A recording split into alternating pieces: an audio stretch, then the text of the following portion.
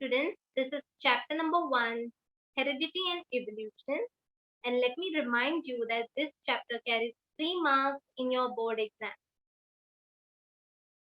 So let's start. So which component of cellular nucleus of living organisms carries hereditary characters? It is the chromosome. And the process of transfer of physical and mental characters from parents to their offspring is called as heredity or inheritance. And the components of DNA molecule are the nucleotides. Remember that DNA consists of repeating units of nucleotides, and nucleotides contain three things, that is deoxyribose sugar, phosphate group, and nitrogenous base. So we will quickly see which are the different scientists, which different scientists contributed to this study of genetics and heredity. So first it was Gregor Johann Mendel, who was the pioneer of modern genetics. He studied about the pea plants, and he studied which characters will be transferred from the parents to the offspring. Then came Hugo de Vries, who gave the mutational theory. Means he gave the reasons behind the sudden changes in our body. So what are these sudden changes called? These sudden changes are called as mutations. Mutations are nothing but changes in DNA. Okay, so it was Hugo de Vries who gave the reasons behind the sudden changes in our body. Next was Walter Sutton, Sir Walter Sutton in 1902. He was the first person, students, who observed chromosomes in the cells of grasshopper. So it was Walter Sutton, okay, Walter Sutton, who observed the chromosomes in the cells of grasshopper. Next, it was Avery, MacLeod, and McCarthy. These three scientists performed experiment in 1944, and it was very famous. Why? Because earlier the genetic nature of um, genetic material, the nature of genetic material was not known. But with the help of this experiment, it was confirmed that except viruses, all the organisms have DNA as their genetic material.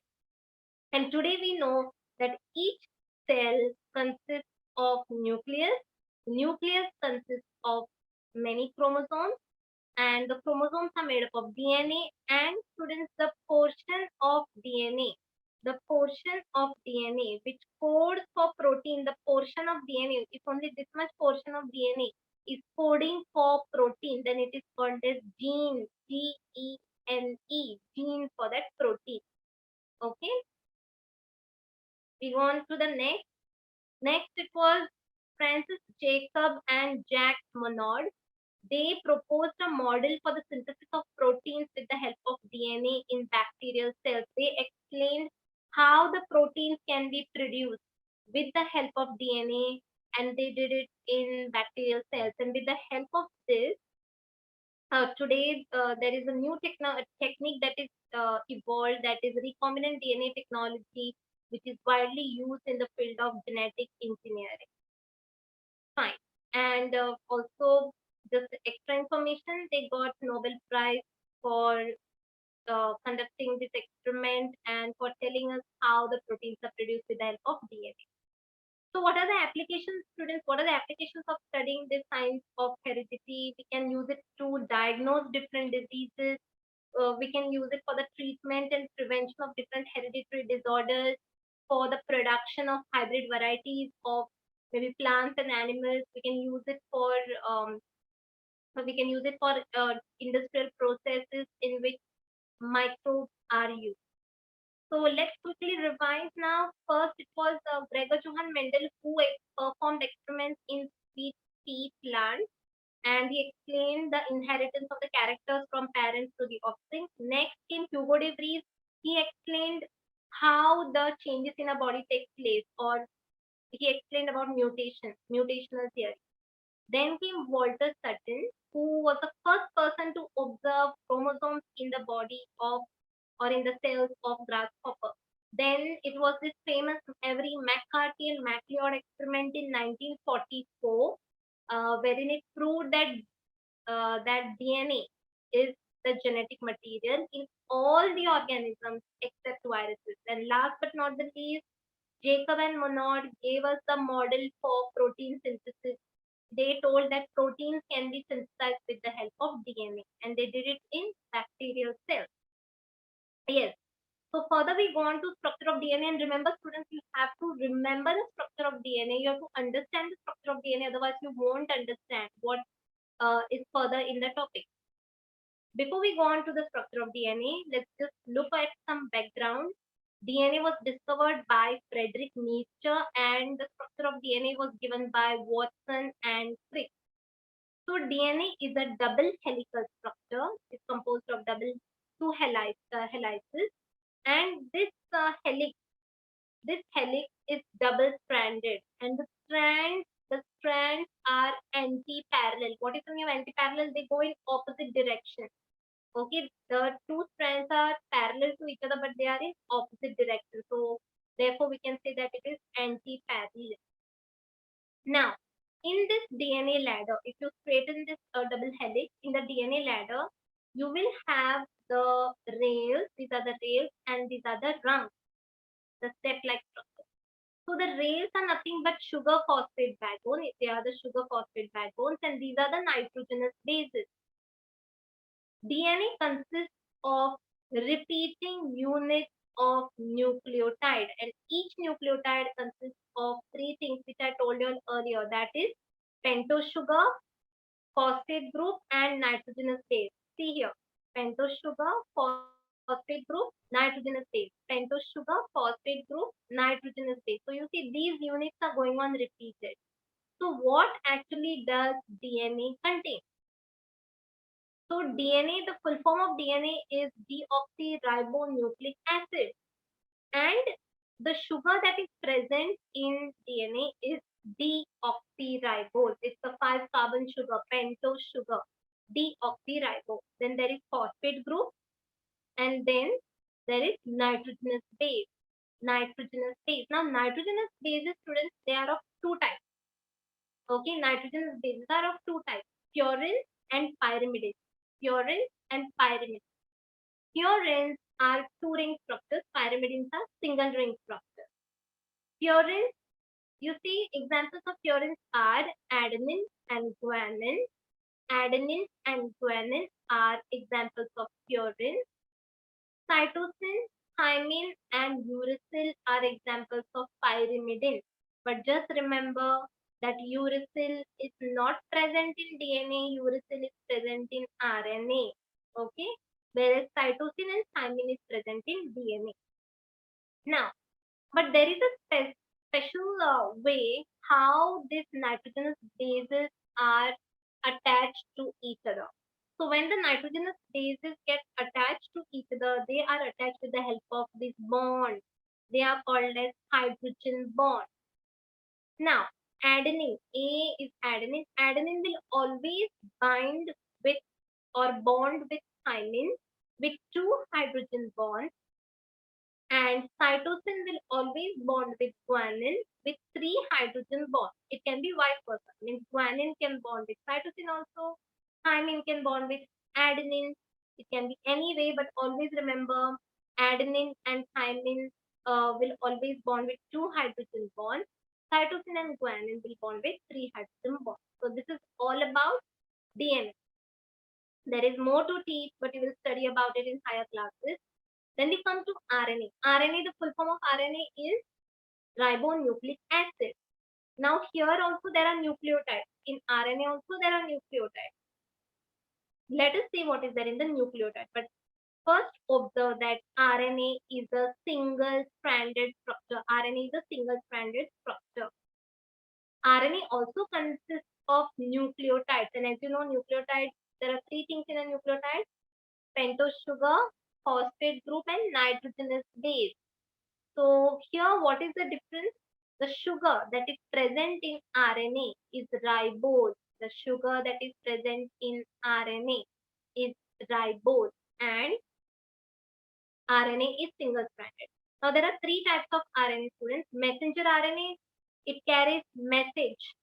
What type of protein will be produced? That message will be carried by messenger RNA.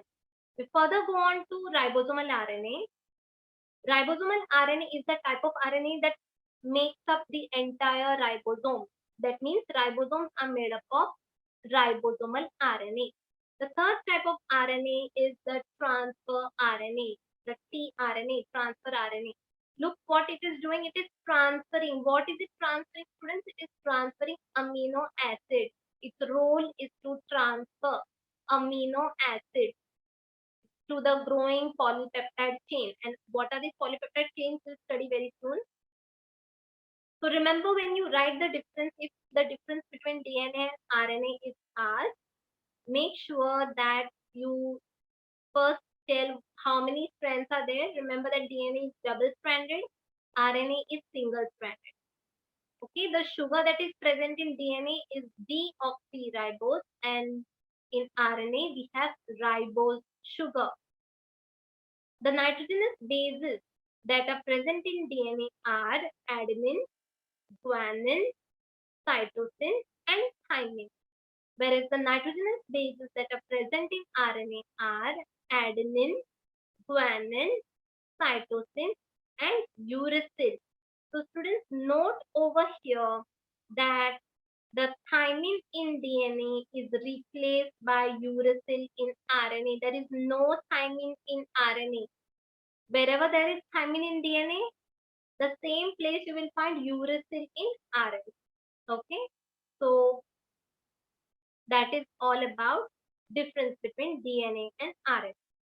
Further, in the textbook, they have asked you all about what are genetic disorders and what are the types of genetic disorders, which you have already studied in 9th standard. Genetic disorders are the disorders which are caused due to some problem in DNA, due to some mutations in DNA. And there may be different type of disorders. There may be different types of genetic disorder: chromosomal disorder, monogenic disorder, polygenic disorder, mitochondrial disorders, and these different types of disorders you have already studied in 9th standard. Make sure you go back to your 9th standard textbook, science textbook, and refer. Some examples are given here: Down syndrome, Turner syndrome, Klinefelter syndrome, albinism, sickle cell anemia, cancer, diabetes. All of these are different types of genetic disorders.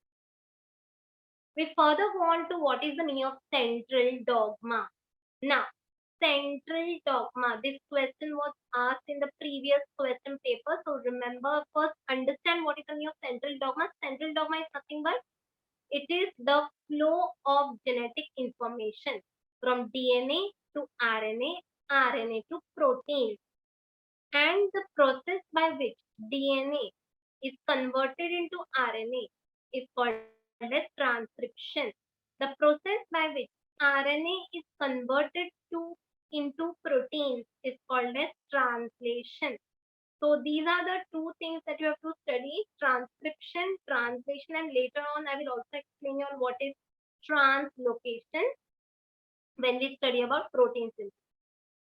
So students, did you all understand what is central dogma? It is the transfer of genetic information from DNA to RNA and RNA to protein. Okay. Now, let us first study what is transcription. Before we proceed, let me remind you that this is the reduced portion. This is the reduced portion, but anyway, I will explain it to you. So, what is the meaning of transcription? As you know that mRNA is produced as per the sequences in DNA. The way DNA is there, it is just a transcript of DNA. It is carrying the message of what type of protein will be produced. But how is it produced? How is RNA produced? Just look over here. Can you see this blue colored ribbon? This is DNA. This is the molecule of DNA. Now, first what happens, students, that both the strands of DNA are not used in the process. Only one strand of DNA is used in the process. And here what happens is that first both the chains of DNA will open and sequence of nucleotides of RNA will be produced based on only one strand. Based on only one strand. Like for example, see wherever there is cytosine, there will be guanine. You remember the base pairing I explained you all in DNA? Cytosine bonds with guanine. with 3 hydrogen bonds, adenine bonds with thymine with 2 hydrogen bonds. But where is thymine? You remember I told you there is no thymine in RNA. There is uracil. Instead of thymine, there will be uracil. Instead of thymine, there will be uracil in RNA. So therefore, you can see that as per the sequences on the DNA, RNA will be produced accordingly. So therefore, the production of RNA, I'm repeating again, the production or the process of synthesis of RNA with the help of DNA is called as transcription. Now, what happens next? Remember that all of these processes are going on inside the nucleus because, as you know, where is DNA? DNA is inside the nucleus. So transcription occurs inside the nucleus. But once this RNA is produced, it has to come out of the nucleus. It has to come out of the nucleus because it already has the message of what protein will be produced, which protein will be produced. That message is there in this RNA. It has to come out in the nucleus. So it comes out in the nucleus through this nuclear pores, this small hole like structure. It comes out and it carries message for amino acids, different amino acids, actual message for amino acids. But what are amino acids? They are the building blocks of proteins. Amino acids are the building blocks of proteins. Just like you need bricks to build a house, you need amino acids to produce protein. So each code, whatever the message, this message is in the form of code. Okay, so the message that is there in the RNA is in the form of code, and this code is in the form of 3 nucleotides. This code is in the form of 3 nucleotides, and it is called as a triplet codon. So remember, one triplet codon will produce one amino acid. One triplet codon will produce one amino acid. And what is triplet codon, students? It is the code, or it is like the message, the actual message that is coding for amino acid. Which amino acid to use? That message will be dependent on the codon. What is a codon? The codon is three three nucleotides in the DNA, and the next three will be the second codon. The next three will be the third codon. So this is how the codons are arranged. So if you still did not understand, quickly see here. This is DNA, the blue color strand. Only one strand of DNA will be used to produce RNA. RNA will have codes for the production of amino acids. And these codes are in the form of 3 nucleotides. You see first 3 nucleotides, AUG. This is called as one triplet codon. So this first triplet codon will form one amino acid. The next three, CUA, will form the second amino acid. The next three will form the third amino acid. And further on, it will go on. Thousands of nucleotides will be there. And this is how the amino acids will be produced. Finally, in order to produce a protein, all these amino acids have to be joined to each other. Remember that there are total of 20 amino acids which are found in protein. Okay, so by now you have already understood what is a triplet codon. We further go on to know about Dr. Har Gobind Khurana. So Dr. Har Gobind Khurana has actually made an important discovery in uh, in in in knowing in he helps us to understand actually what type of triplet codon will give which type of amino acid, and this you can see over here. Okay, so this is called as genetic code. This is called as genetic code, means which type of codon which will give which type of amino acid is called as genetic code. And he studied this genetic code along with other two scientists, and therefore they all of them were awarded Nobel Prize along with Dr. Hargobind Khurana. Okay, it was Robert Hawley, Dr. Hargobind Khurana, and Marshall Nirenberg. All three of them studied the genetic code. Fine. We go further, and first you have to understand what is the meaning of anticodon. Before going to translation, you have to know what is the meaning of anticodon. Now you see we have already studied about tRNA. And when I explained you all about tRNA, I told us that there is a round-like structure that is actually the amino acid which will be transferred. But in order to read the message, someone has to read the message, right? So when you read a message from one type of language, you change the language to another. What do you call? You call it as you call it as translation. You call it as translation. Therefore, in order to read the message, or to read the codon on mRNA, there is exact complementary base pair sequence on tRNA. This complementary base pair sequence is called as anticodon. So codons are present on mRNA, whereas anticodons are present on tRNA. Fine. So if you all have understood what is an anticodon, so you see it is reading. Can you see it is reading? G is bonding with C, A is bonding with U, A is bonding with U. That is how tRNA is reading the message. Okay, it is translating the message that is there on the codon into protein. How will it do? I will explain it. So see further, students, what is happening. Just understand this is the translation, okay? The reading, the way this anticodon reads this codon is called as translation. Okay, when it bonds the anticodon bonds the codon is called as translation. After reading this message, what is happening, students? See, when the tRNA is reading the message on mRNA, what is happening? The amino acids that are adjacent to each other, they are forming a type of bond. This bond is called as peptide bond. Okay, this bond is called as peptide bond.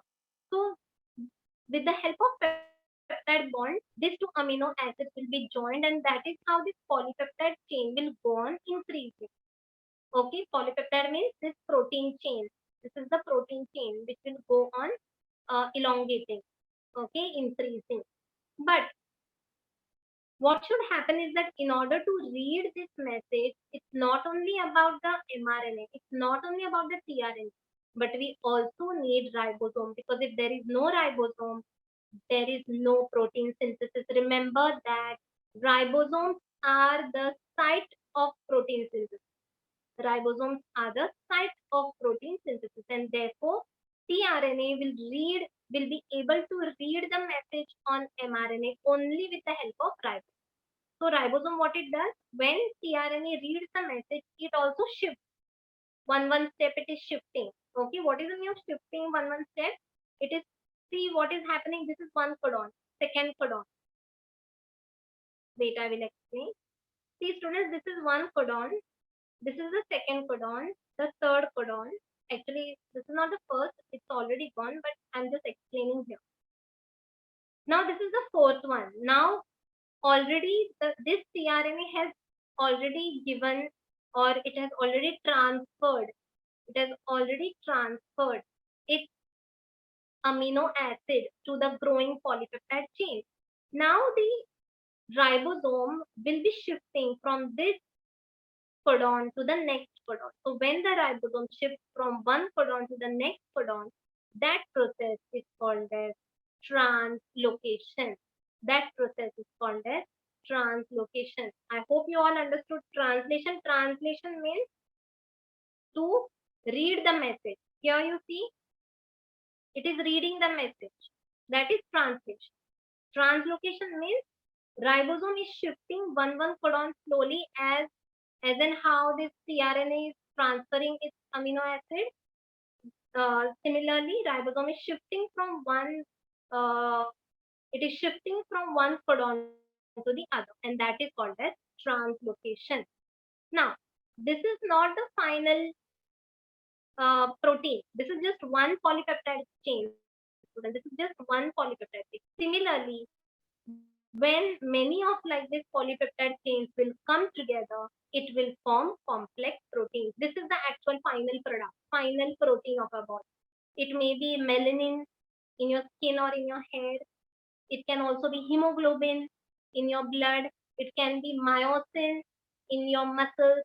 So all of these different proteins are as a result of many polypeptide chains coming together. So I hope you all understood what are proteins, and go back to the central dogma, and now you will understand that from DNA, first we have to produce RNA, and RNA will be used to produce protein. Furthermore, let us see what is the meaning of mutation. Mutation is nothing but, in simple words, it is change in DNA. Any change in DNA is called as a mutation.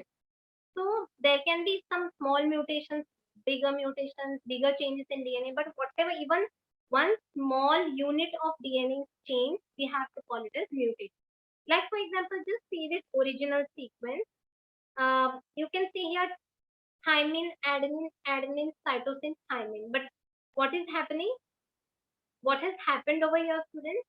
Thymine has been replaced by cytosine. So therefore, it is now thymine, adenine, cytosine, and cytosine. So one nucleotide has been replaced. Even if one nucleotide is replaced, we have to call it as mutation.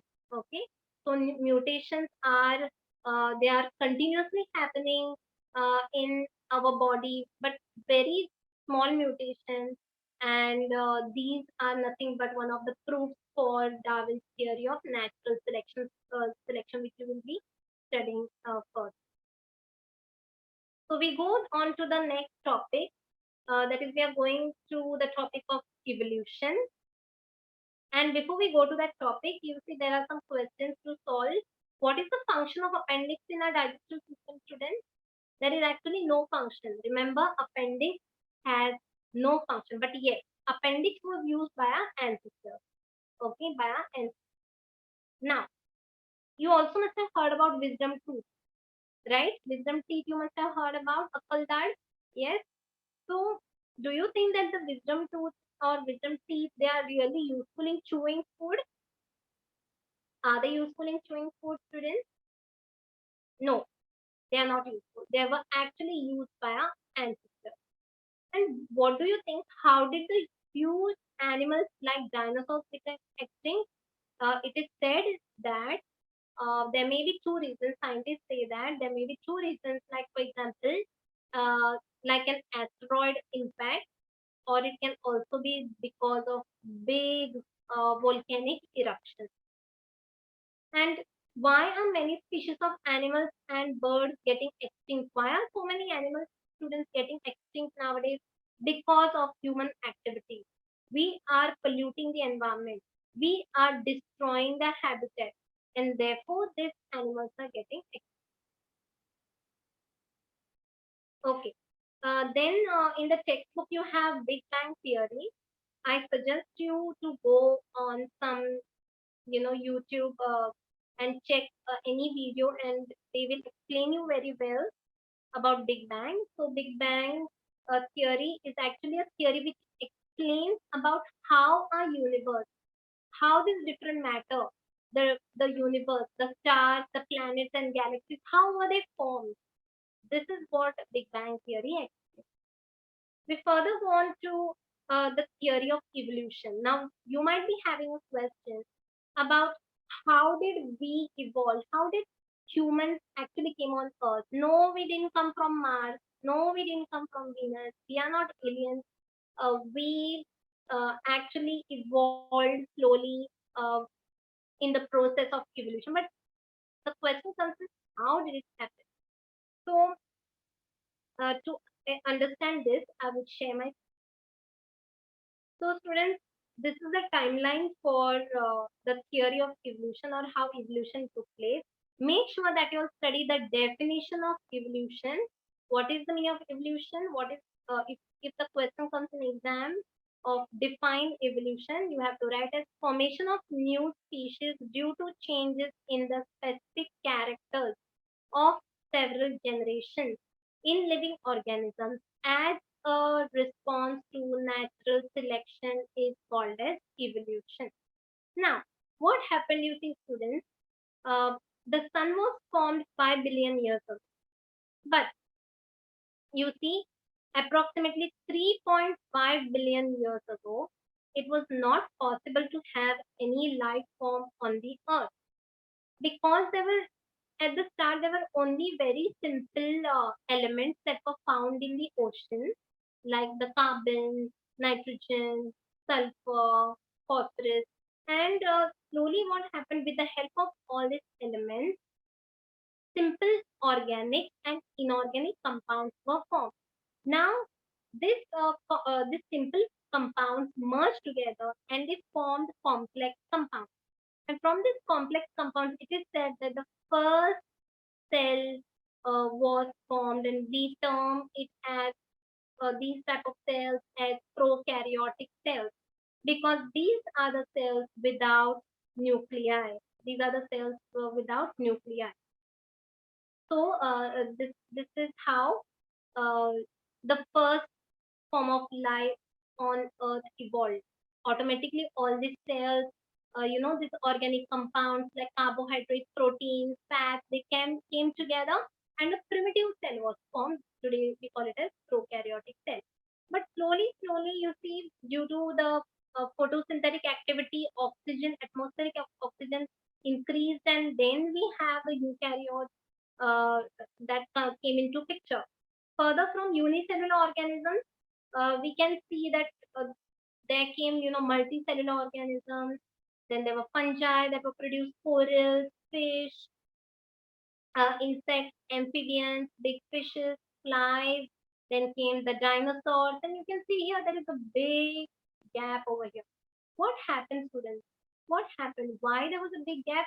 There was mass extinction that took place over here because of asteroid impact. Even scientists are not sure, but they say it is either asteroid impact or it can be because of massive volcanism.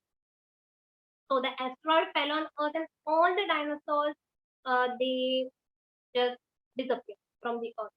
Finally, we have the birds and mammals that were evolved, and then we have flowers, and the flowers we have bees that evolved, and slowly monkey-like animals, and from monkey-like animals we have primates, and slowly, the humans were formed. So this is how the humans were formed. So I will share with you all the textbook, and you have to know how to write the answer for your exam and what is the reduced portion. So student, before I proceed further, let me just remind you all that if the question comes on define mutation, make sure that you write sometimes sudden changes occur in the gene. Any nucleotide of the gene changes its position that causes a minor change, which is nothing but mutation. Okay, so this is what you have to write. Now, we further go on to the next topic. And you remember I told you all if the question is asked in the board about define evolution, you have to write this answer. Formation of species from here, you have to write till here.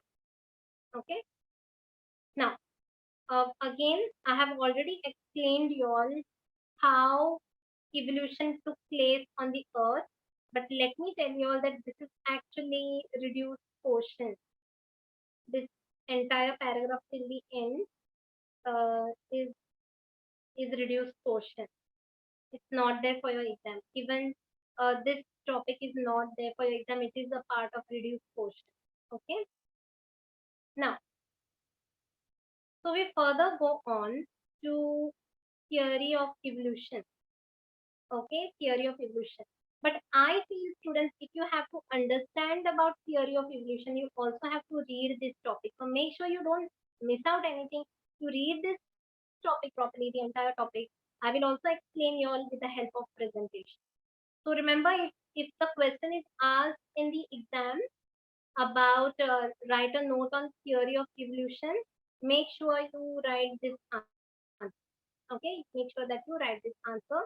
And I have already explained it to you all, and I hope it is clear.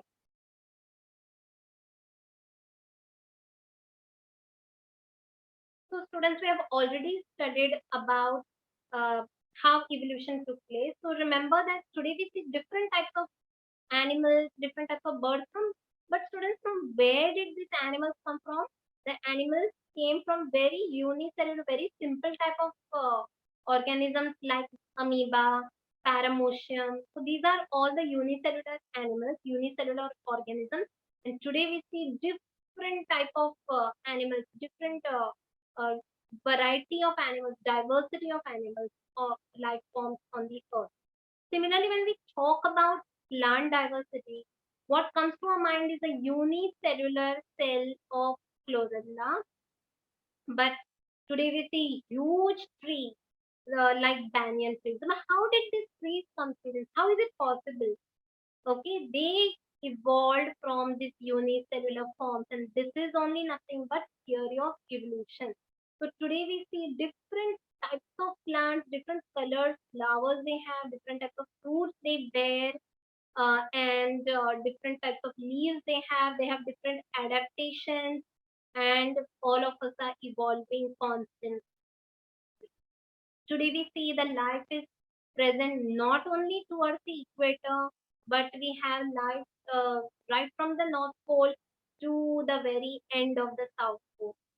And this is actually reduced portion, but just remember that there were many Indian philosophers who tried to tell how the evolution took place. And not only Indian philosophers, but there were Indian, Chinese, Greek philosophers, uh, and Roman philosophers.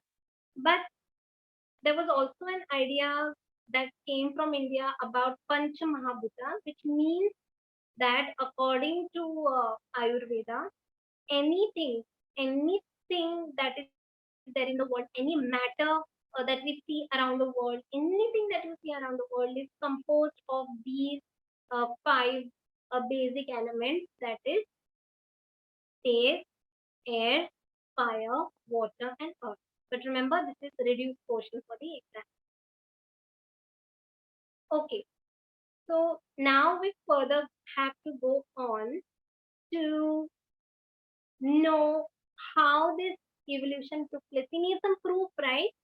We are just talking. I'm just telling you about some theory. But can scientists talk about some theory without any proof?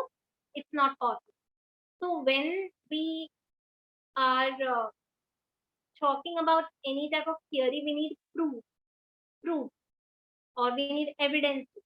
Okay, so that is what we will be studying. That is, we will be studying about the different evidences of evolution. This is very beautiful. I think this is the best part of this entire chapter. And most of the questions are asked from this part, so make sure that you all pay attention.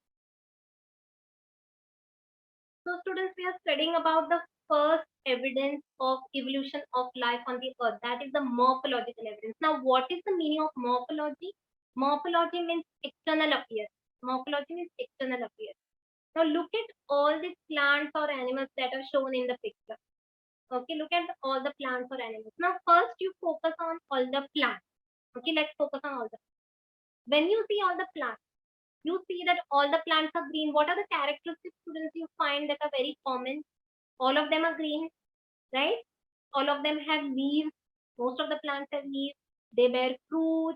They can reproduce by themselves, and they have roots. And you can see that there are so many characteristics that are common to all the plants. How is it possible? How is it possible that all the plants are? How is it possible that all the plants have particular types of leaves and venation on the leaves? It is because all these plants have evolved from one common ancestor. The plants or the animals have evolved from one common ancestor. So if they have not come from a one common ancestor, like how I showed you all about the chlorella, you remember the unicellular green colored cell organism plant. So chlorella, from chlorella we have slowly evolution of different types of plants. and that is one of the proof that evolution has taken place. Otherwise, why there is no, why there are different types of plants? There should be only chlorella, right? Chlorella should never change, or we should never change. There should be no diversity. But there is different type. There are different types. All these different plants cannot come from Mars. All these different plants cannot come from the other part of the galaxy. Okay, they have evolved. They have changed slowly, slowly. Now look over here, all the animals. Look at all the animals in the picture. What are the common characteristics that you see in all of these animals? You can see that these animals have um, eyes. All of them have eyes. Okay. All of them have nose. They have mouth. Yes. So most of the animals that you see today, they have nose, they have ears, they have eyes, and even not only, it's not about having eyes and all, but you see all of the position of the eyes, position of the ears is also very much similar.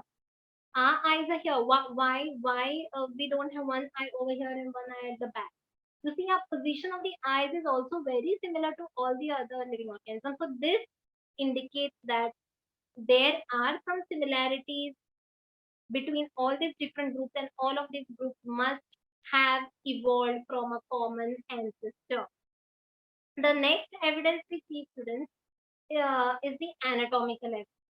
Now, anatomical evidence, anatomy means internal, internal structure, internal morphology, what is inside our body.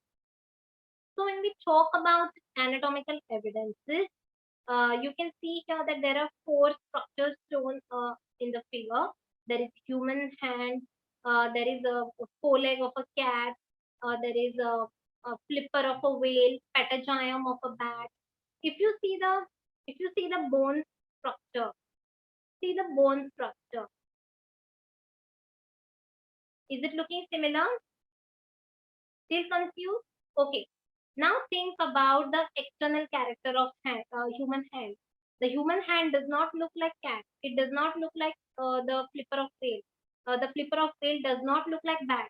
But you see internally, look at the bony structure. Look at the joints. Look at the bony structure. They are all the same. Look over here. This is the longer bone, and there are two shorter, small bones over here further.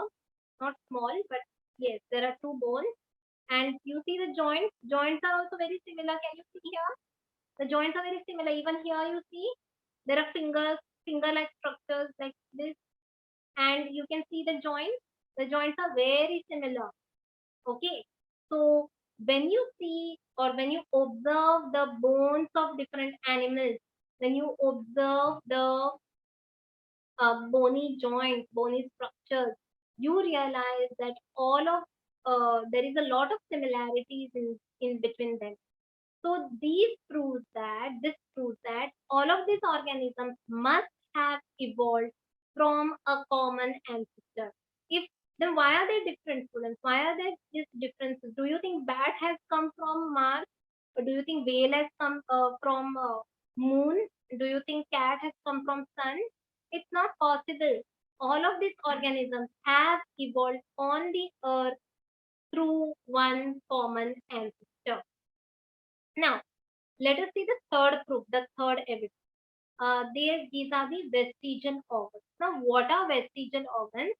Any degenerated or underdeveloped or useless organ in a body are called as vestigial organs. Do you know any such organs in a body?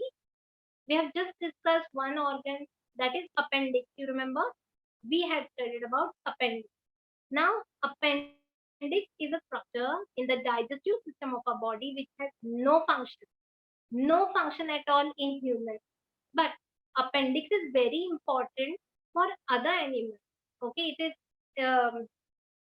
is not important to humans, but it is very important for the other animals like ruminants. Okay, ruminants like giraffe, deer, cow, goat.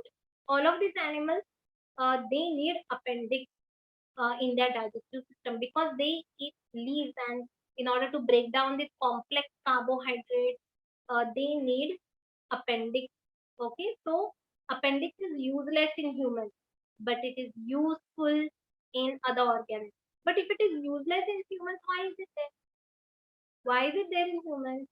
Because it takes a long time, students. It takes a long time for any organ to disappear from a body. Directly, it cannot disappear. It will take long time. But does something strike a chord in your mind that appendix is there in our body also? Appendix is there in is present in ruminants also. What does it mean? That there was some common ancestor which might be having appendix, and then from there we must have diverged. There must be humans, there must be ruminants, and ruminants, they don't need appendix. They need appendix, sorry, but humans, they don't need. But let us see, students, which are the other examples of vestigial organs. We have appendix, ear pinna. Ear pinna are not necessary for us. We don't need this external ear. Ear pinna means external ear. We don't need it, students. But monkeys need external ear. Again, we have tailbone. You see, the vertebral column, the backbone of humans have tailbone. It is called as coccyx. It is called as coccyx. But we don't need this tailbone. But there are other animals where the tail is very important. The monkeys and the lion, all of them, they need this tailbone, especially the primates. They need this tail. Then we have wisdom teeth. Okay, wisdom teeth. So wisdom teeth, when we have this wisdom teeth, they are so painful. We don't want them. We don't even need it for chewing. We don't even use it for chewing. We have other teeth in our in the buccal cavity of our mouth to help us to chew the food, but we don't need this wisdom teeth. Okay. Now, but there are other animals which need wisdom teeth. Also, body hair in humans. We don't need all this body hair and all, but there are other animals which need body hair. So next we come up to paleontological evidences. Now, paleontology is nothing but study of fossils. Study of fossils. Look at this picture. Look at this picture. I'm sure the first thing that must have come to your mind is fossils. Fossils. So these are some prehistoric organisms, but this is a fern which we can even see today. But these are some organisms which were present in a long time back, and these are just remnants of them. And this is a proof like how we understand that this type of organisms also existed long time back. So what are fossils, students? What are fossils? We see a large number of organisms get buried due to different disasters in prehistoric times like flood, earthquake, volcano. And what happens is that their impressions uh, remain on the rock, or they can get preserved anywhere, underground or anywhere. And these impressions or these remnants of these living organisms are called as fossils. Now, let us see something more. Look at this picture. You can see a panda, right? What is it doing? What does panda feed on? It feeds on plants. It is enjoying bamboo, right? This is the bamboo plant. Now, why do animals feed on plants? Because they need energy, right? They need carbohydrates, they need fats, they need proteins. So, in order to get this energy, these animals have to feed on plants. Now, plants contain carbon, whatever, even carbohydrates, proteins, fats, nucleic acids, all of these biomolecules contain carbon. But why are we talking about carbon? Because students, if you ask me, or if I ask you, students, do you know how old is this fossil? You will say I don't know. And honestly, even I don't know. But we can find the age of this fossil. Yes, we can find the age of this fossil with the help of a technique called as carbon dating. So, in order to explain on carbon dating, first you have to understand that all the all of a body is composed of these biomolecules like carbohydrates, fats, proteins, nucleic acids, and it contains carbon. It contains carbon. But this carbon, where will it go? When we are living, the carbon is in our body. You must have studied carbon cycle last year. You remember? So when any animal or any plant is living, the carbon is present in the body of that living organism. But when the plants and animals die, when the plants and animals die, this carbon will get decomposed. I mean, we will get decomposed and the carbon will be released into the atmosphere. But there is something more that happens to carbon. In order to understand what happens to the carbon that is present in our body, we have to understand about the isotopes of carbon. Students, do you all know what are isotopes? In science 1, you must have studied about isotopes. So isotopes are nothing but atoms of the same element having same atomic number but different atomic mass number. And let me tell you all, there are 3 isotopes of carbon. We have carbon 12, which is composed of 6 protons and 6 neutrons. So 6 plus 6 is 12. So carbon 12. Most of the carbon present, or most of the carbon that is found in our biosphere or in our surroundings, is carbon 12. Now, uh, we have another type of carbon or another isotope of carbon called as carbon 13. But what is carbon 13, students? Carbon 13 has 6 protons because 6 protons are common of any type of carbon because it is the atomic number. It is the number of protons, atomic number, which is the characteristic of any atom. So there are 6 protons and there are 7 neutrons in carbon 13. So 6 plus 7 becomes 13. This is carbon 13. So there is only 1.1% of the carbon is carbon 13. But then we have another isotope of carbon, which is called as carbon 14. But how is this carbon 14 even produced? Carbon 14 is formed from 6 protons and 8 neutrons. And the process is different, which is not there in your textbook. So I will not go into detail, but just remember that carbon 14 is composed of 6 protons and 8 neutrons. So 6 plus 8 becomes 14, carbon 14. But carbon 14 is very rare. And let me tell you all, carbon 12 and carbon 13 are stable, whereas carbon 14 is unstable. It is radioactive. It is not stable because its nucleus has more number of nucleons than it is supposed to have. So it is radioactive. It is radioactive. It will try to become stable. How will it try to become stable? By radioactive decay. Radioactive decay, which you must have studied in science 1. So in radioactive decay, what happens is there are different types of particles that are emitted from any unstable atom or radioactive atom, and that atom will try to become stable. So that is called as radioactive decay. But why are we even studying this? Because what happens is that when any animal or plant dies, when it is living, carbon 12 to carbon 14 ratio does not change. But when it dies, slowly, the carbon 12 and carbon 14 ratio starts to change, and we can use this. We can use this to calculate the time passed since the death of any plant or animal. So how can we calculate, students? First, we have to measure the radioactivity of carbon 14. We have to measure the radioactivity of carbon 14. Secondly, we have to take the ratio of carbon 14 to carbon 12 because there will be carbon 14, there will be carbon 12. You have to take the ratio of carbon 14 to carbon 12. And by doing these two things, you will be able to find the age of that plant or animal, and this is called as carbon dating method. So this can be asked as a short note in your exam.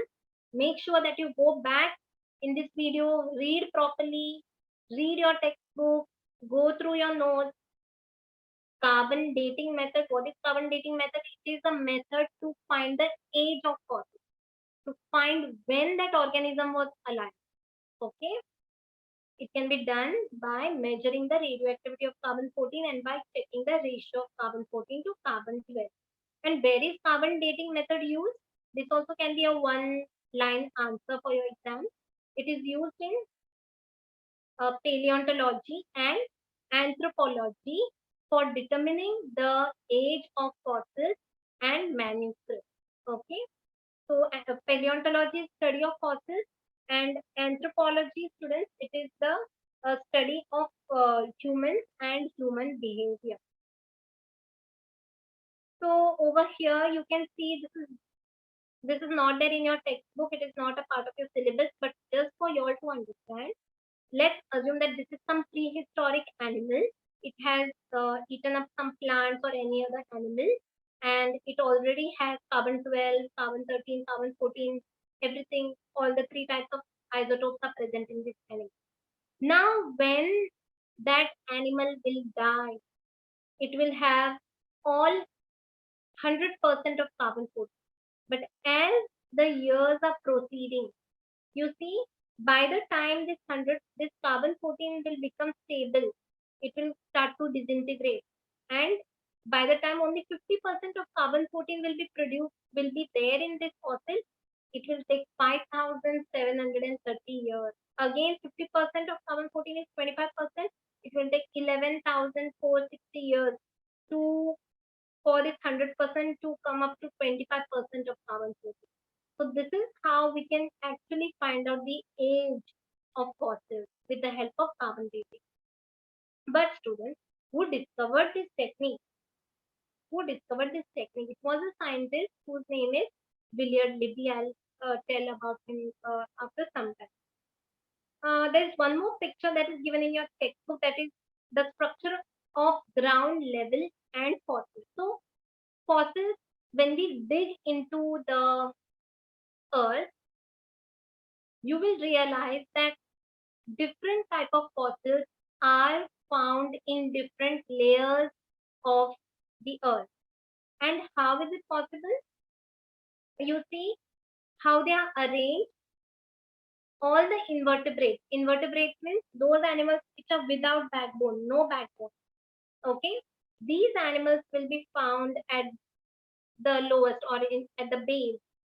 Okay, slowly you see, then after the invertebrates you can get fishes, then you will find amphibians, you will find reptiles, then you will find dinosaurs, and finally you will find aves.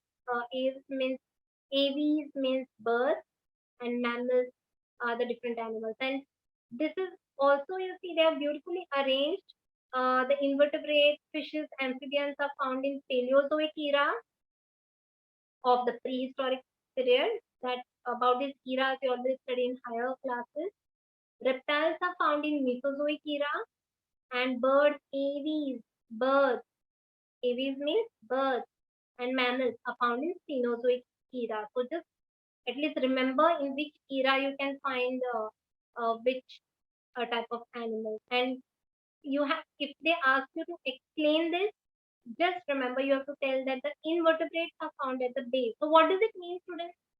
What does it mean? It means that first these animals came on the earth. This type of animals appeared on the earth. Slowly, you see there was mud and layers of soil. Then we found fishes, the fossils of fishes, followed by fossils of amphibians, um, followed by fossils of reptiles, dinosaurs, and then finally we find birds and mammals. This also explains that the evolution took place in this direction, or this is how evolution took place.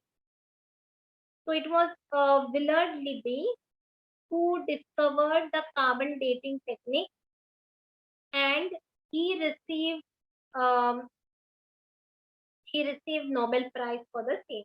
But remember that in your board this is uh, reduced portion. Fine, we'll go to the next proof, next evidence, students, to understand how the evolution took place. The next evidence is the connecting link. So we are connecting some links.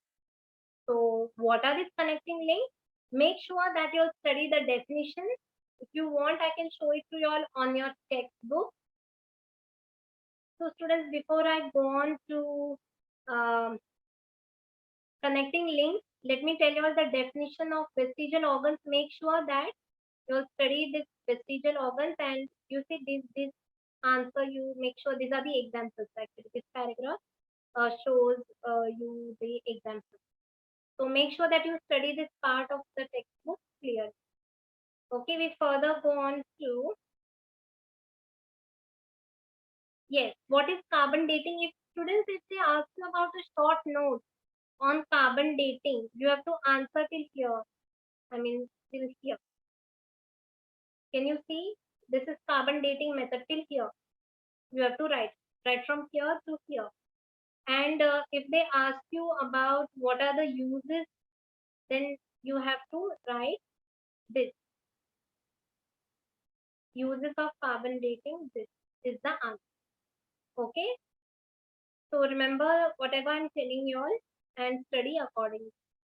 Now, I have already mentioned to you all that this is a reduced syllabus. So it's your choice whether you want to study or not. We further go on to connecting links, and before I explain you all what are connecting links, let me first mark the answer for the definition of connecting links. See here, some plants and animals show morphological characters by which they can be related to different groups, and we call them as connecting links. And we have different examples. So these are the examples over here.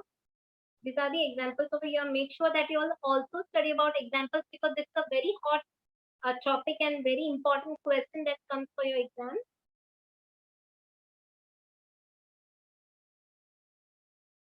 So students, now you must have at least read the textbook that I told you all to read about the definition of connecting links. Now, what are connecting links, students? Connecting links are animals which show characters of two different groups. Let us see some examples. The first example given in your textbook is that of peripatus. Now look at this animal. Look at this animal. Actually, this animal shows characters of two different groups. Those two different groups are phylum Annelida and phylum Arthropoda. You will study about Annelida and Arthropoda in lesson number 6. But for now, see how peripatus is connected to Annelida and Arthropoda.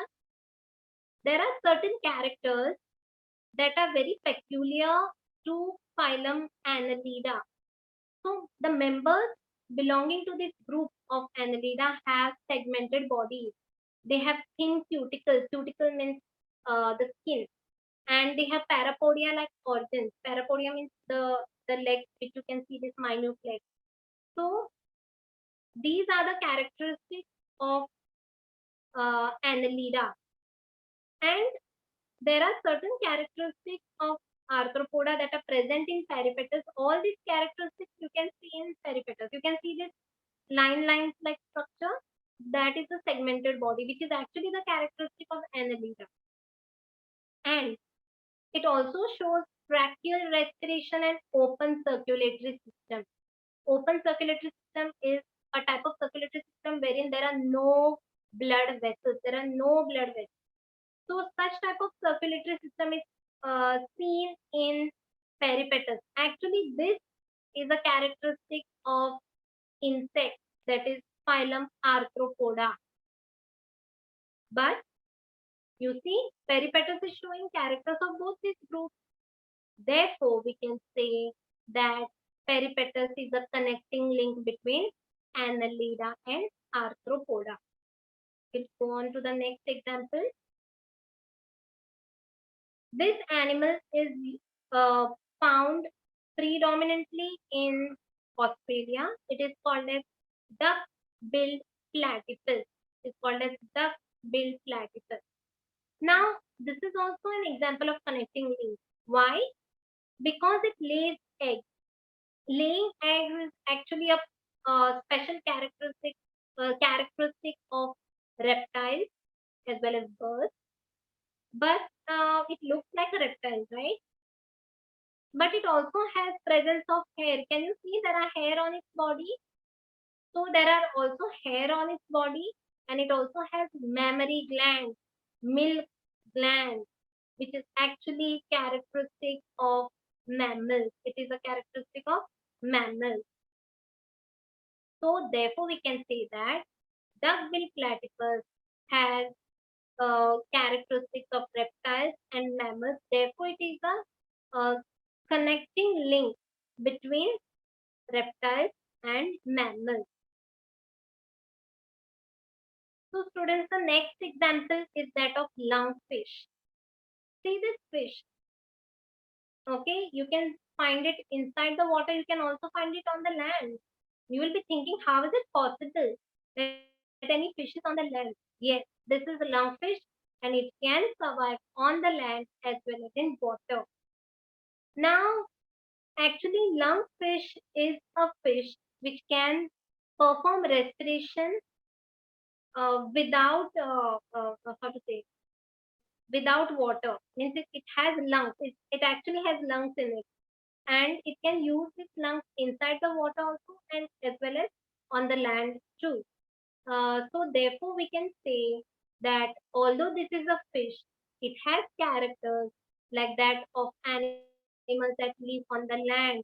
Therefore, we can say that lungfish is a connecting link, and it must have evolved from reptiles and sorry, it must have evolved from amphibians from fishes. Means it must be fish first, and slowly it must have evolved to become like an amphibian. Amphibians are the animals which can live on the land as well as on the water. The next and the last evidence is the embryological evidence, and this is a very beautiful evidence that you can see. Look in the picture shown over here. This question was asked in the previous question paper. It had appeared in the board exam, so make sure that you all pay attention. Look at this embryo. This is stage 1, stage 2, stage 3 of embryo development. Now, if you see all of these embryos, if you see all of these embryos in stage 1, lower stages, all of these embryos look so similar. Do not look at stage 2, do not look at stage 3. Do you think without looking at stage 2 and stage 3, you can recognize which embryo belongs to which animal? See, there is fish, salamander, there is a tortoise, there is a chick, there is hog, cat, rabbit, human. But all of these animals are different, but their embryos are so similar in the initial stages. How is it possible? We are not similar like cats. We are not similar like we are not as same as a fish, but our embryo and the embryo of fish matches tremendously. So therefore, what can we say? That there must be some common ancestor, some common ancestor of the fish and of the human, which was common for all of these different animals, and that is why we must be having this similar type of embryo in the initial stage. All right, we go on to the next theory, that is theory of natural selection, that was given by Charles Darwin. So Charles Darwin had published a book titled Origin of Species. This can be asked as fill in the blanks. Make sure that you read this on the textbook. You have to know what is Darwin's theory of natural selection. Let me tell you all that in the textbook, you can convert the entire paragraph in the textbook in the form of points like this, and if they ask you for 2 marks, or depending upon the number of points or number of marks, you can write accordingly. So, what is this Darwin's theory of natural selection?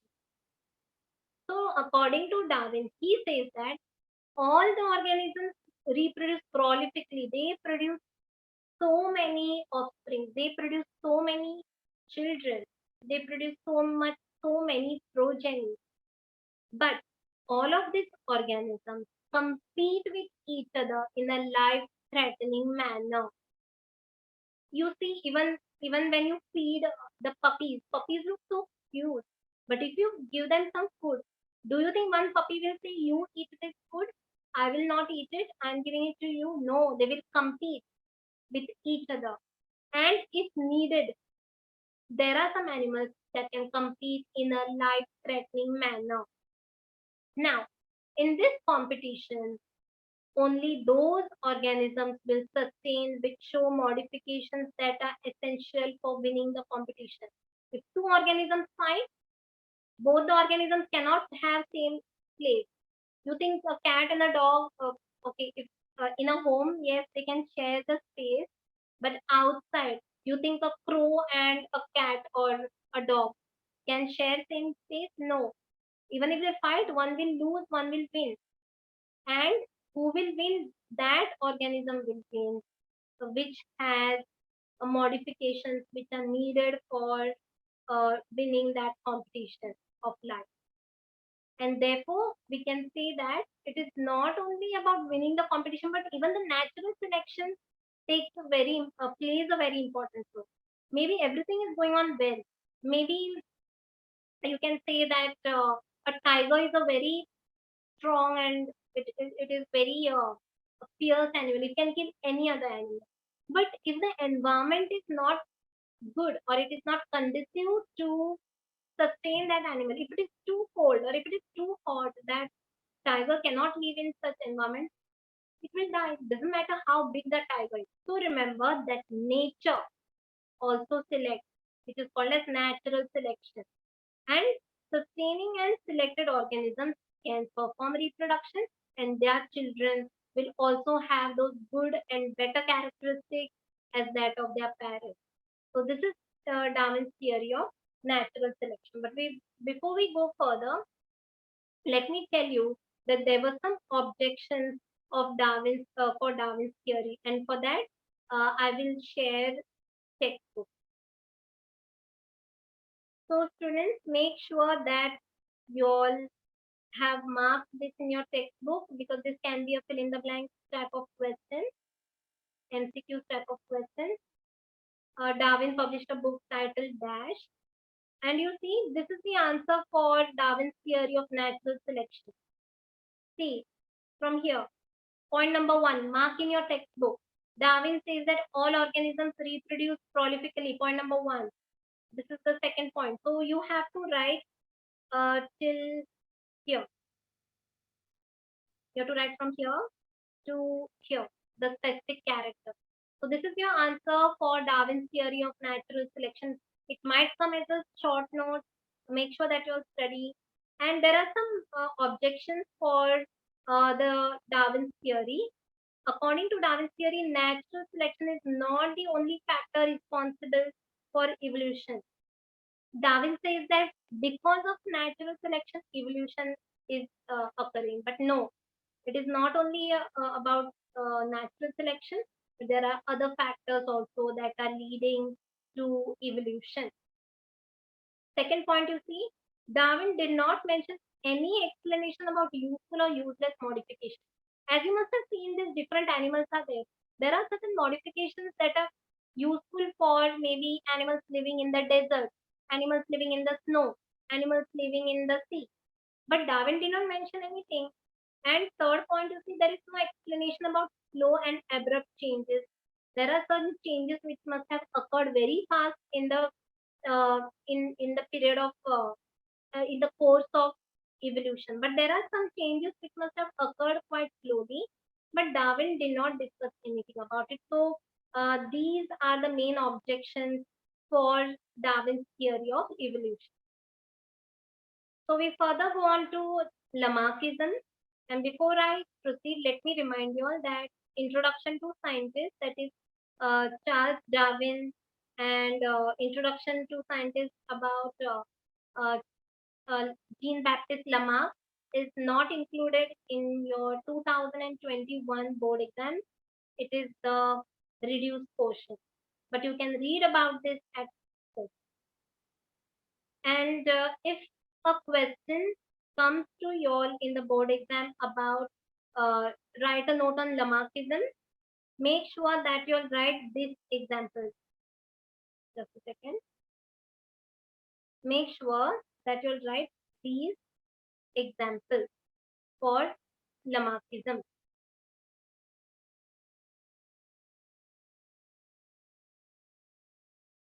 So students, it was Jean-Baptiste Lamarck who actually proposed that um, that the morphological changes that are occurring in the living organisms are actually responsible for evolution that are taking place. And via this morphology or the external changes that are happening, it is because of the activities that are carried out by that particular organism. So it can be because that organism is very active, or maybe because that organism is very lazy. So let us see what are the examples that he cited in order to explain his principle. He called this concept as principle of use or disuse of organs. So the first example students Lamarck gave for as an example of Lamarckism is that the neck of the giraffe has become long due to extending the neck of the giraffe for several generations. So first you see, according to him, the giraffe had actually short neck, but since the leaves of this tree got eaten up by this giraffe, they had to actually extend their neck in order to feed on the leaves on the taller trees, and therefore as the time went on, the giraffe produced longer neck. Not only that, so this is because of the activity of extending the neck. But when you see this bird like ostrich and emu, you know that these birds are flightless birds. They cannot fly. But students, why can't they fly? According to Lamarck, he says that ostrich and emu cannot fly because they have not used their wings for a long time, and now they have become weak and they cannot fly anymore. He also says that the legs of the feet of swans and ducks have become useful for swimming in water. So you see the other animals that are found on land, their feet do not look like this. Do their feet look webbed feet? These are webbed feet, right? They look like web. So webbed feet are found in swan and duck. Why? Because they have spent a long time, swimming in the water, and therefore their feet have become webbed feet. Wow, this is another interesting example that he gave. He says that the snake has actually lost its feet. He says that earlier snake had feet, but snake what it did, it started burrowing and started sitting quietly in its burrow. It was not moving much. It was not using its feet much. So because of the burrowing habit, the snake stopped using its feet, and therefore in the course of or in the course of evolution, the snake lost their legs. Okay, because they did not use them for a long time. Last but not the least, he says that even the shoulders of Iron Smith have become very strong uh, in successful or in the next generation. Why? Because of frequent hammering movements. Because as you all know that ironsmiths have to hammer again and again to give shape to that particular to make it of a particular object. They have to hammer, and therefore their shoulders have become very strong as a result of it. The next topic that we come to is speciation. So speciation means forming new species, the way these new species are formed. Let us see its definition in the textbook. So students, if you get a question in your exam like define species, make sure you write this definition. Species is a group of organisms that can produce fertile individuals through natural reproduction. And how speciation occurs? Geographical or uh, reproductive isolation can lead to speciation. So I will explain you on how speciation can take place. So students, look over here.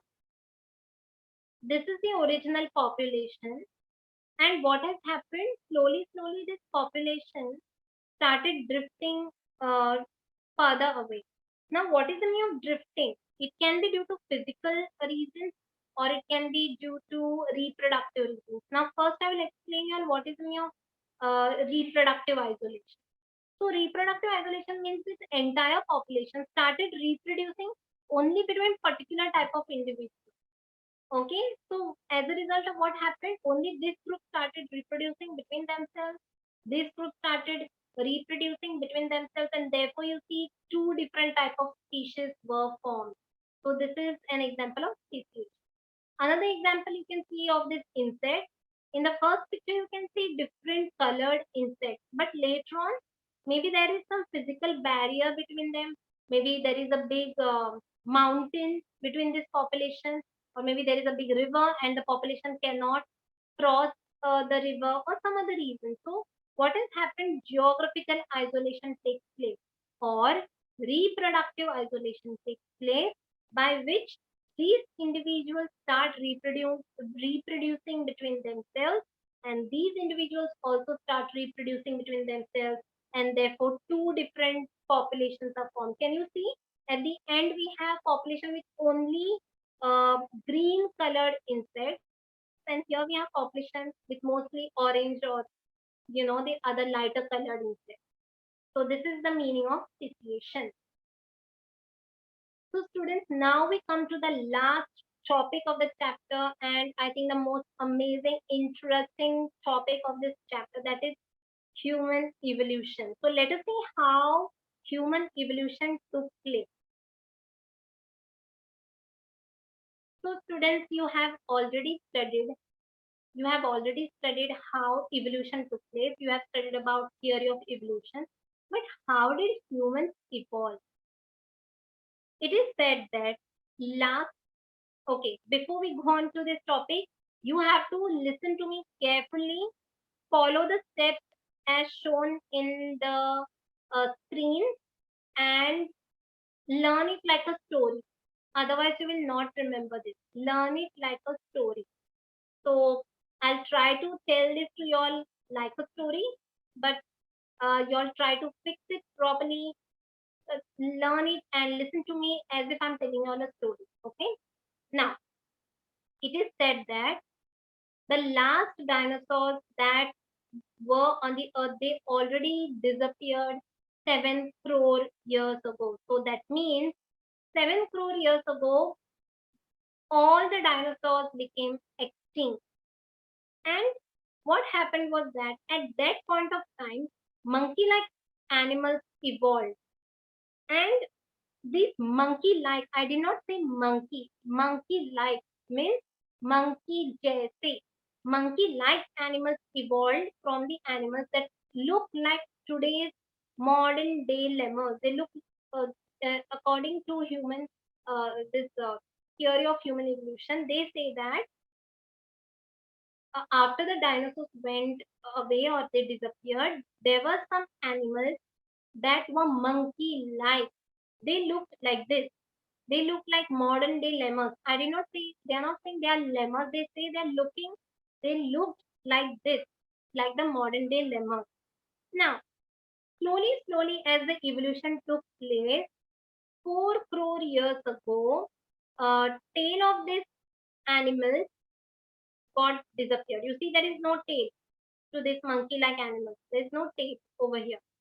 So, 4 crore years ago, the tail of this animal गायब हो गया. Okay, it went off, it disappeared. So all of this happened where it happened, students, in Africa. So general knowledge questions. If the question is asked, where did the human evolution start or begin. It began in Africa. Remember that. Now, next, let's see what happened next. So slowly, due to development of the brain, slowly, this animal started developing their brain, and not only that, they also, changed into ape-like animals. Their hand structures also, they were very small, so later on their hands also improved, and they slowly evolved. So these ape-like animals that were formed, they reached to South and Northeast Asia. So you see here, you can see here, this is Africa. Slowly, this apes that were over here, ape-like animals that were over here, they traveled to South Asia and Northeast Asia. Northeast Asia. South Asia and Northeast Asia. And when these animals students from here, these monkey-like animals, when they traveled or when they went from Africa to South and Northeast Asia, they changed or they evolved into gibbon and orangutan. They evolved from monkey-like animals. What did they become? They become gibbon and orangutan. Now, next. So, what about the remaining animals? Some of the animals from Africa have already gone. But what about the remaining animals that are already there in Africa? So, these remaining animals changed into gorilla and chimpanzee. The remaining animals, remember the remaining animals in Africa, those who did not go, those ape-like animals or monkey-like animals that did not go to South Asia and Northeast Asia, they were there only in Africa. They changed into uh, gorilla and chimpanzee. Okay, when did this happen, students? It happened 2.5 crore years ago. Finally, the 2 crore year old species of ape, they evolved in a different way. Slowly, they started eating food with the help of their hands. They started doing some work. They started picking up things. And slowly, these apes were first living on the trees. They were living on the trees. Now these apes started living on the land. Why? Because the area or the forests were disappearing. Grasslands were developing. You see, the grasslands were developing. So they started coming down from the trees because there were not many trees. So they started living on the land. And once they started living on the land, their lumbar bones developed. Lumbar means their hip bones. Hip bones developed and they started to stand in erect posture, straight posture. They started standing little straight. Okay. And therefore, once they started standing straight, they were not crawling like this on four hands or four limbs. They started standing straight. So once they started standing straight, their hands became free and now they could do some work. Okay, so the first human-like animals with erect posture, uh, they started using their hands and they evolved about 2 crore years ago.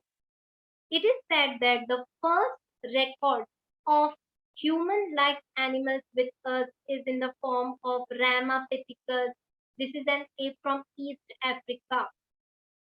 Okay, so it is said that Ramapithecus is the first human-like animal. Ramapithecus is the first human-like animal. Later on, what happens, students? See, slowly in the course of evolution, 40 lakh years ago, this animal grew up and it became more intelligent. It became ape of South Africa. From Ramapithecus, it evolved into ape of South Africa. Now, slowly, as this animal started evolving, okay, their morphology started changing, students. Their morphology started changing, and their external characters became such a way that now they started appearing like animals belonging to genus Homo. Okay, genus. Genus means a group of animals, uh, which include many different species. So these animals were looking like genus Homo. And when did this happen? 20 lakh years ago. Okay, this happened 20 lakh years ago. Now, 15 lakh years ago. So students, 15 lakh years ago, what happened? You see, there was man with erect posture. There was man with erect posture. And it is said that this animal, that is man with erect posture, it is also called as Homo erectus. This is not in your textbook. Homo erectus is not there in your textbook. They said that man with erect posture seems to have evolved or seems to have existed in China and Indonesia. Now, later on, what happened? There came upright man, like proper man. Okay, and how to say its brain started developing more and more. And about 1 lakh years ago, they already discovered fire. They discovered fire. They started using fire for different activities. And it is said that the brain of 50,000-year-old man evolved so differently that now we can say that these animals are belonging to a separate class. This class is of wise man. We can call this as Homo sapiens. These are the same animals to which we humans belong to. We are also Homo sapiens. Actually, we humans are Homo sapiens sapiens. But these um, were the first animals which we can say that they belong to the class Homo sapiens.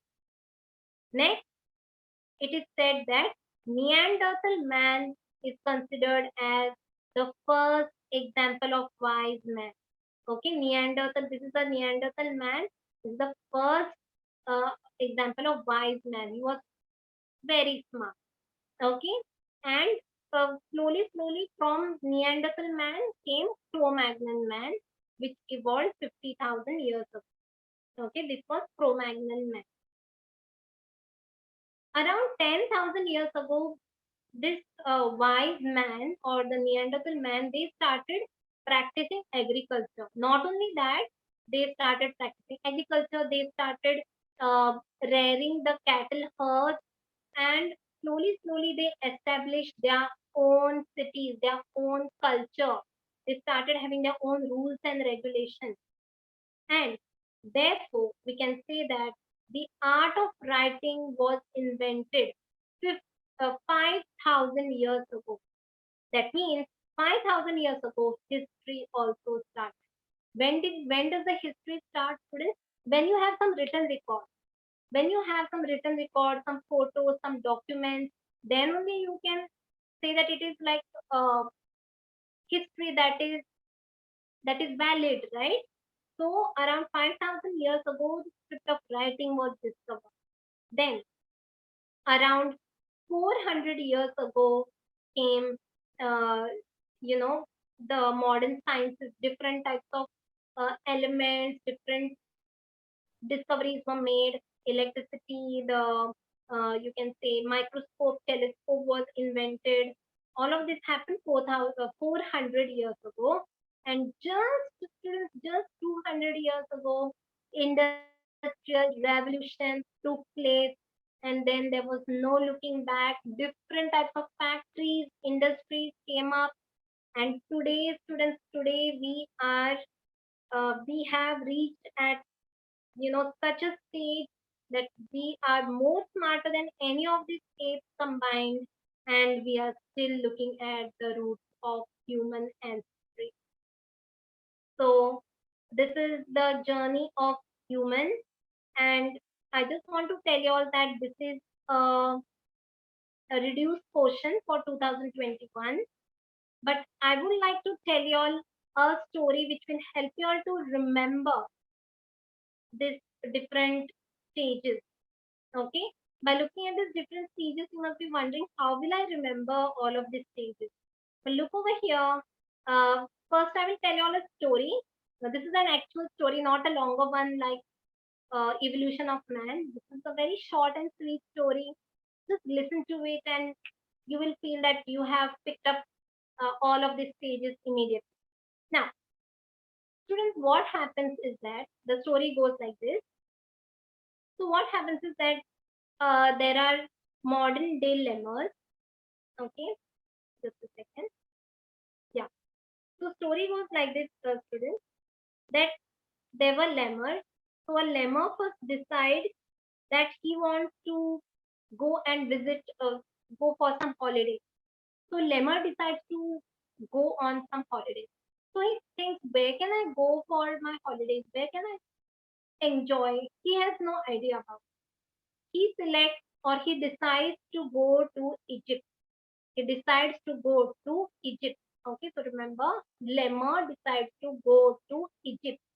Now, how is Egypt? Egypt is very dry. There are no forests. There are not many trees. So, since Egypt is very dry, he is not very happy. Lemur is not very happy. He starts crying. And when he starts crying, he he starts praying. He prays to Lord Rama. He prays to Lord Rama, and he says that I'm not happy. I've put in so much of effort to come here and I'm not happy. So Lord Rama comes to him and says, can I send you to some other place? I'll send you to some other place which you will enjoy more. So I'm sending you to Australia. I'm sending Lord Rama sent lemur to Australia.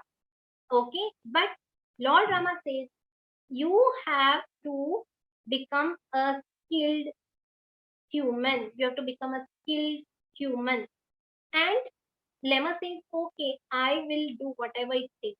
So he goes to Australia, he works hard, and he becomes man with erect posture. He becomes a very handsome man. He becomes man who stands straight, who does not slouch, who does not have hump at the back. He becomes man with erect posture. Now, lemur has become new type of man. Okay, he has become a very new type of man, Neanderthal man.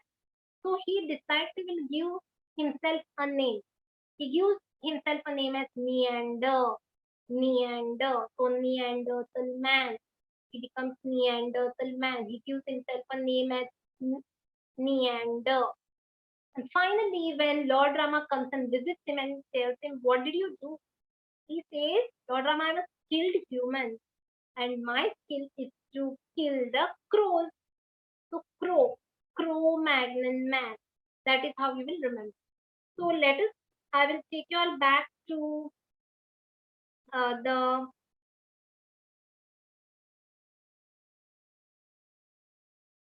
slide, and let us see whether you all remember. So, there were lemurs, there was a lemur, and he went for the holidays to Egypt. Then he realized that Egypt is dry and he starts crying. So Lord Rama comes to for his help. Lord Rama sends him to Australia, and Lord Rama tells him that you have to become skilled human. And finally, Lemur becomes man with erect posture. He gives himself a name. He gives himself a name as Neander. So he becomes Neanderthal man. Finally, he tells Lord Rama that his skill is to kill the crows. So, Cro-Magnon man. So, remember, first stage is ancient animals like lemurs, Egyptopithecus, Dryopithecus, Ramapithecus, Australopithecus, skilled human, man with erect posture, Neanderthal man, Cro-Magnon man. So I hope this is an easy way for you all to remember all of these stages. Although it is a reduced portion, I feel that you all should remember it. And thank you for patiently listening. All the best for your exams, and like, share, and subscribe.